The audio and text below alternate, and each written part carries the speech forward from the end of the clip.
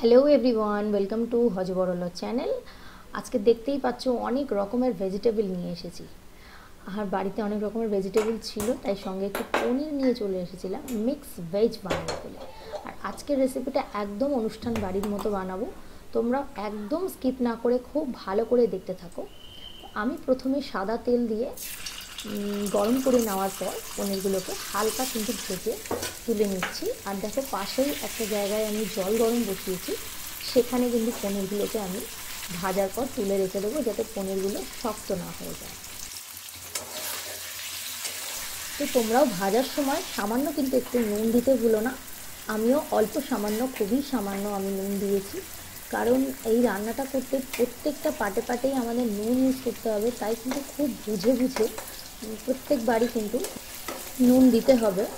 আর দেখো এখানে আমি পনিরগুলোকে গরম জলে তুলে রেখে দিচ্ছি, তারপরে একটু পরিমাণ, সামান্য পরিমাণ তেল আরও লাগবে।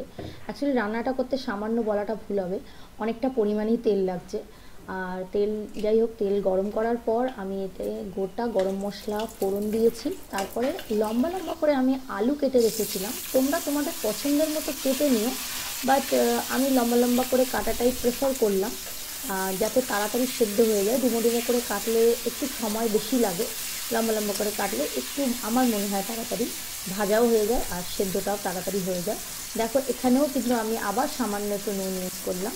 তো তাই বলছি, এই রান্নাটা করতে খুব বুঝে বুঝে তোমরা নুন দিও, কারণ বেশি হয়ে গেলে কিন্তু পরে অনেকটাই সমস্যা হয়ে দাঁড়াবে, যেহেতু অনেক রকমের ভেজিটেবল আমরা এতে ইউজ করতে চলেছি।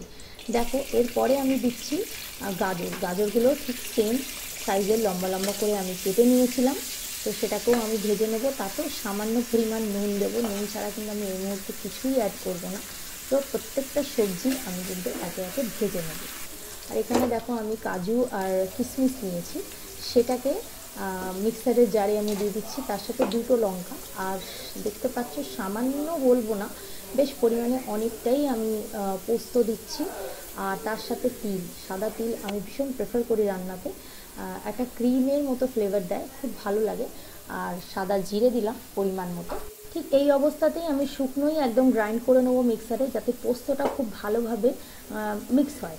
পোস্ত অ্যাকচুয়ালি মিক্সারে হতে চায় না, তাই শুকনো যদি তোমরা করে নাও, তারপরে যদি জল দিয়ে করো, দেখবে খুব সুন্দর টেস্টটা হয়।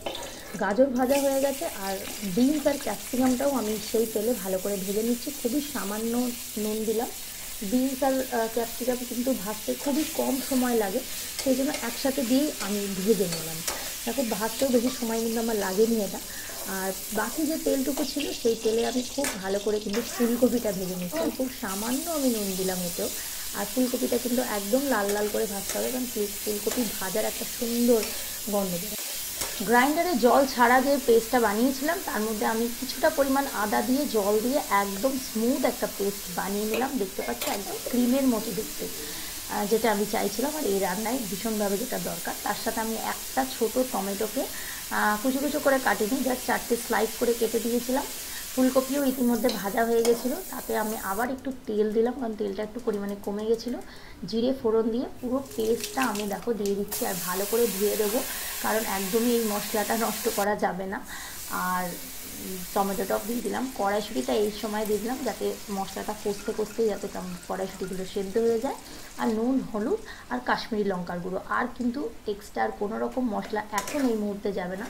কষানো হয়ে গেছে, দেখতে তেল ছেড়ে দিচ্ছে, বা যে ভেজিটেবলগুলো আমি ভেজে রেখেছিলাম সেগুলো আমি দিয়ে খুব সামান্য পরিমাণ, কারণ এই রান্নায় কিন্তু খুব বেশি জল যাবে না, খুব সামান্য পরিমাণ আমি জল দিলাম।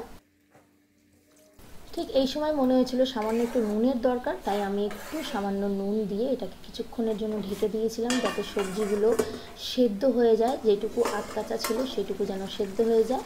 তো সেদ্ধও হয়ে গেছিলো। আর পনির সমেত যে জলটা ছিল সেটা আমি এই সময় দিয়ে দিলাম, তাই পনিরের সাথে যে জলটা সেটুকু শুকোনোর দরকার ছিল, তাই নাড়াচাড়া করতে থাকলাম। আর নামানোর আগে আমি একটু গরম মশলার গুঁড়ো আর 2 চামচ মতো চিনি দিয়েছি, কারণ এই রান্নাটা একটু মিষ্টি মিষ্টি হয়। অনুষ্ঠান বাড়িতে হয়তো তোমরা খেয়ে থাকবে, দেখবে একটু মিষ্টি মিষ্টি হয়। রান্নাটা আমার কমপ্লিট। পুরো রেসিপিটা তোমাদের কেমন লাগলো জানাতে ভুলো না, ভালো লাগলে অবশ্যই সঙ্গে থেকো, বন্ধুদের সাথে রান্নাটা শেয়ার করো, আর সাবস্ক্রাইব করতে ভুলো না যারা নতুন ভিউয়ার্স আছে। Thank you so much.